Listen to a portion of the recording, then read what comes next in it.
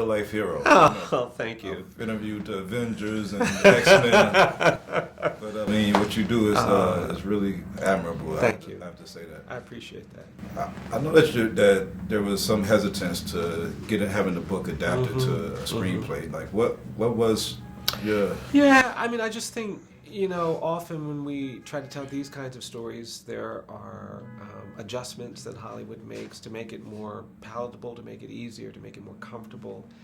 And I was worried about holding on to the integrity of the story. I mean, I represent people who have been accused and condemned and disfavored and excluded, and I didn't want people to misperceive the weight of that. But working with Michael B., who came in and is not only an extraordinarily talented actor, he's also deeply committed to these issues.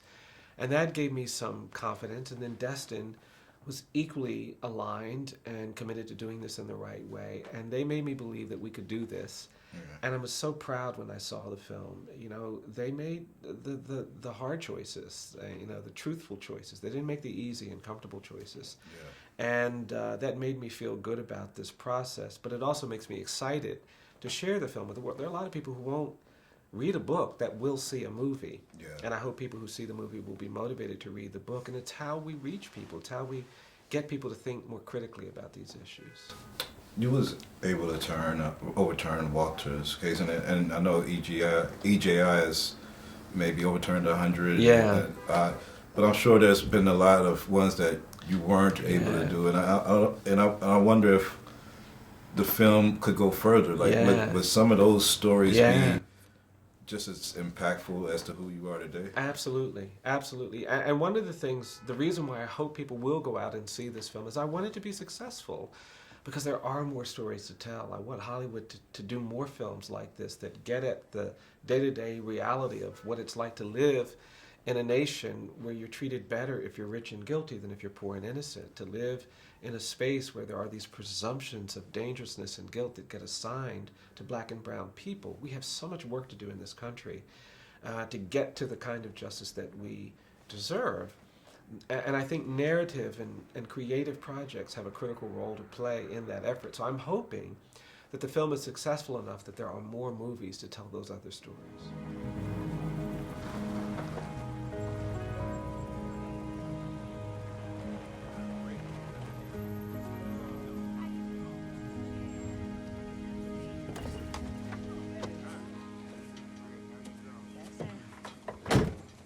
You the lawyer? Yes, ma'am. My name is Bryan Stevenson. I'm Johnny D's wife, Minnie. Pleasure to meet you. Thank you so much for driving all the way out here. Most lawyers barely make time to call. This is our youngest son, John, my baby girl, Jackie. I hope you don't mind a few of our neighbors stop by to hear what you got to say. Oh, just a few?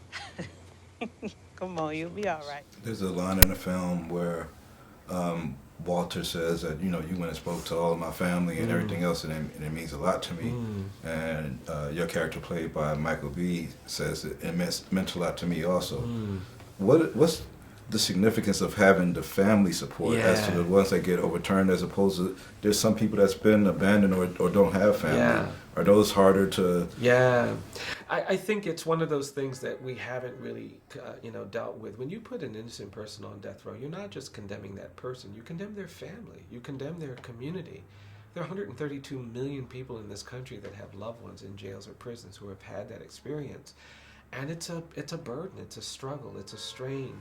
And so I never felt like I was just representing one person. I felt like I was representing an entire community, which can be overwhelming and intimidating, but it can also be inspiring and affirming.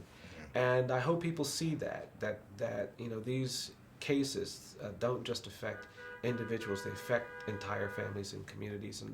And we screened it for the family of Mr. McMillan, and it was so wonderful to have them finally see what they went through acknowledged in this way, and that's what excites me too.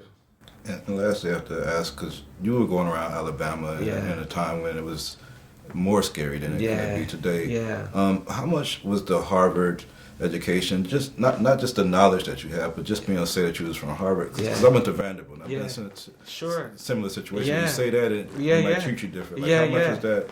You know, it's interesting. I never really talked about it. I think, you know, because of what I was doing and for who I was doing it, it just made it hard for people to kind of get past, you know, that resistance, that hostility.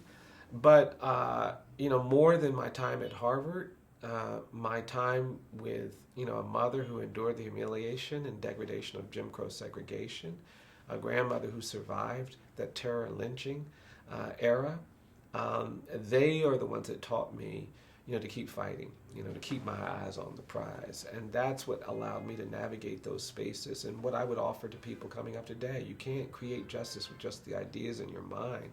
That stuff has got to be fueled by conviction in your heart. And taking care of what's in your heart is the thing that I think ultimately allows us to do the things that we need to do to create a just society. It's an honor, man. All Keep right, on yeah, fighting thank for you. us, So bro. I appreciate that. I appreciate you. Yeah.